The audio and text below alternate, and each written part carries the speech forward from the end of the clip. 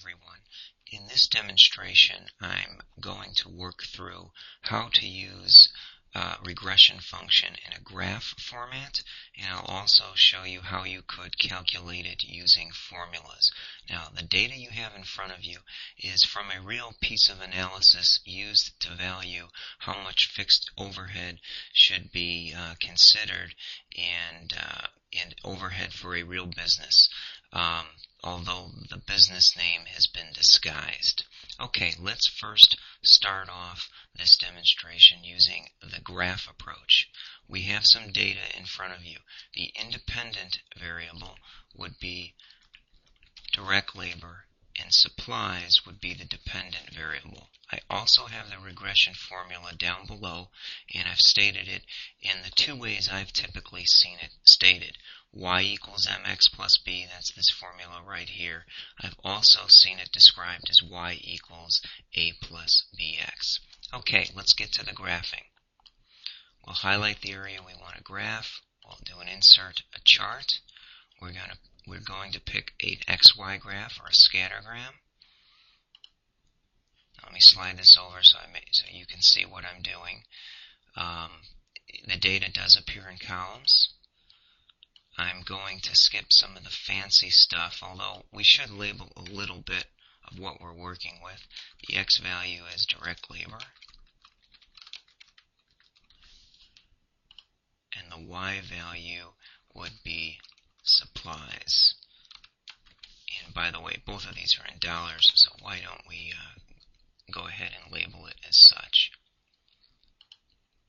Okay, then we're going to put it as an object in here. Now it's going to take me just a moment to reformat this so that you can see it on your screen, so bear with me. I want to make this small enough. Let's get rid of the background.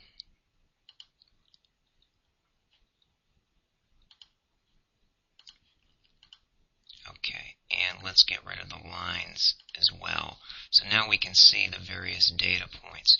Okay, here's a real quick way how to add the regression line. Right-click on the data points, click on Add Trend Line. Now that'll get you your regression, but if you go over to options, you can even display the equation on the chart, and you could also display the R-squared value, which gives you some confidence level or some idea of how well your regression points actually fit the line. Okay, now we can't see that, so I'm going to move that over and see if I can make that a little bit bigger.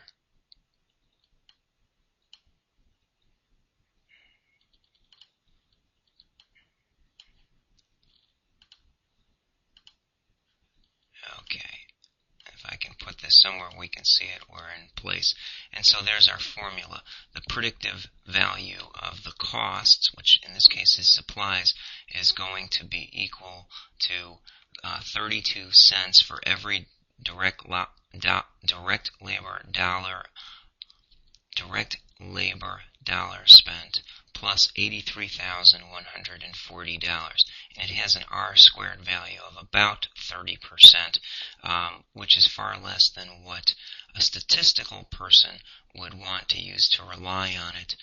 But for accounting data, which considers accrual entries and other information that may be hard to tie down exactly as a variable cost, that our factor isn't all that bad, in my opinion, in using accounting data. Alright, now let's solve it using formula-based. Down here I'm going to write that we can calculate the B, which would be the fixed cost, by using a formula called forecast. I'll just spell that out. We can also calculate the M, which is the slope or the variable cost per unit, by using a function called line est, and it's abbreviated, which is a line estimate. So if we I want to just put it right here in cell C28, equal forecast, left click up here so we can see the arguments. Since we're interested in the y-intercept, the x value would be 0, or we can leave it blank. The known y values, we can simply select them.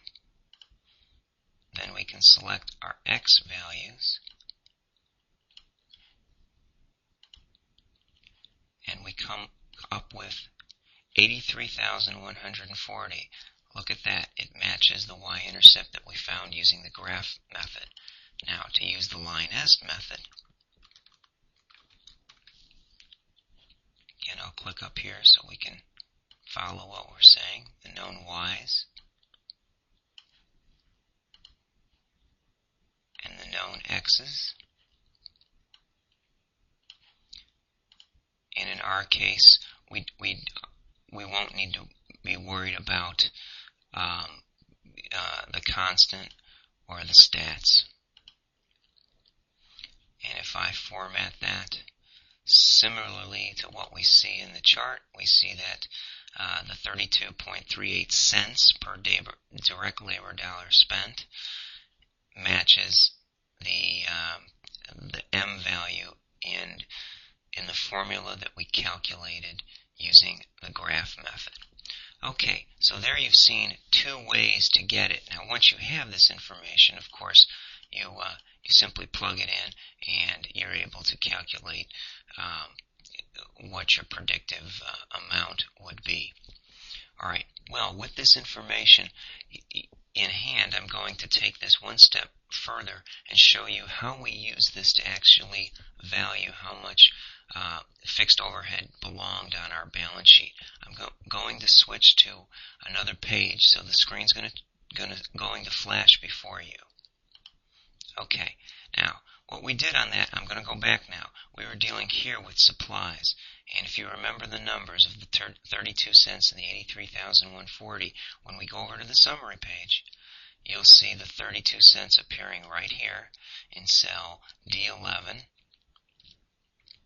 And for now, we can ignore the fixed cost. Now, if you want to follow through this analysis, what we did is the same kind of regression use for major categories: salaries and wages, fringes, supplies, and all the categories that made up manufacturing for A and key industries.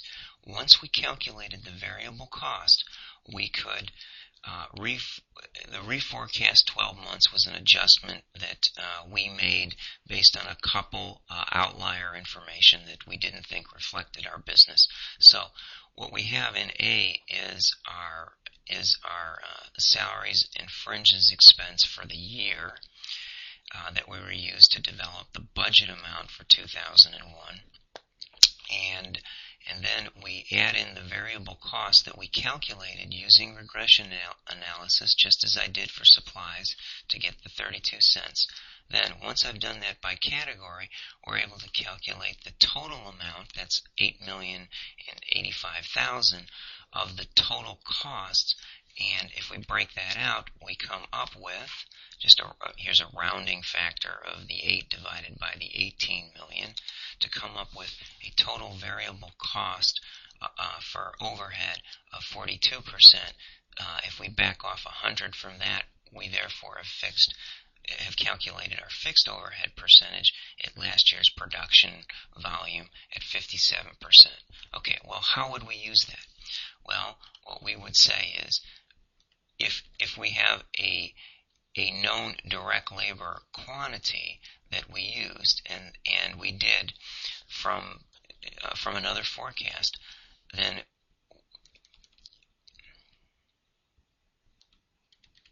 okay, so now how could we use that? Well, we're going to take that total overhead reforecasted that we've used of 18,984,164 from cell C17 right there, and if we multiply that times the 57.4%, we get the 10,896,910 that you see in G23. Now, we've already calculated the variable cost, and now we want to determine what's the variable and fixed at practical capacity. In our case, for the year, we worked an approximate approximate 18 hours out of 24 hours in a day. And in our factory, practical capacity certainly could include 3 shifts operating the business at 24 hours per day. If you ask about downtime, we actually thought about that, and there's a little note there that said we still think 24 hours is the best approach to use because preventative maintenance can occur throughout the course of a 24-hour day, and aggregate production would still be running. So we felt running 3 8-hour shifts at 24 hours a day was certainly possible in this business at full practical capacity. So since we are operating 18 to 24, we took the 18 divided by 24 to come up with a 75% rate, which would tell us that our variable cost would be $10 million. So at practical capacity, we'd have fixed cost of $10.8 and a variable of $10.7, total of overhead. Now, with our direct labor 6-month estimate that we actually used, we were able to say, okay, take that actual direct labor, divide it by the 75% to gross that direct labor amount up to a practical capacity amount. Okay, I'm hoping it's clear you understand how we did that. We were operating at 18. We had direct labor to use. We grossed it up as if we were operating at practical capacity, just as we were trying to come up with an overhead value. And now we compare those two ratios, and what we have is overhead at practical capacity of the 21.6 divided by the direct labor assumed or estimated at practical capacity, which would be 7,302,000 to derive up, and I know that's sliding off, so let me slide this down just a little bit. That would derive the ratio of 297%. Now, with this, we were able to use the inventory that we calculated using the routings at the end of the year, and we could multiply that routings value for inventory on hand times 297% and derive the amount of overhead that belonged on our balance sheet. So here's an example of how you could use regression analysis to actually determine how much overhead needs to belong on your balance sheet at the end of the year. Thank you.